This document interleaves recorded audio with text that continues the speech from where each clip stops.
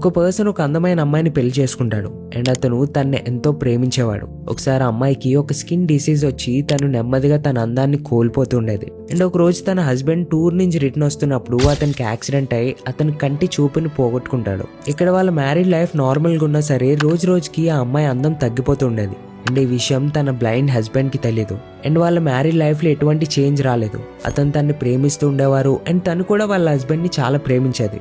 ఒకరోజు ఆ అమ్మాయి చనిపోయింది. వాళ్ళ హస్బెండ్ చాలా బాధపడ్డారు.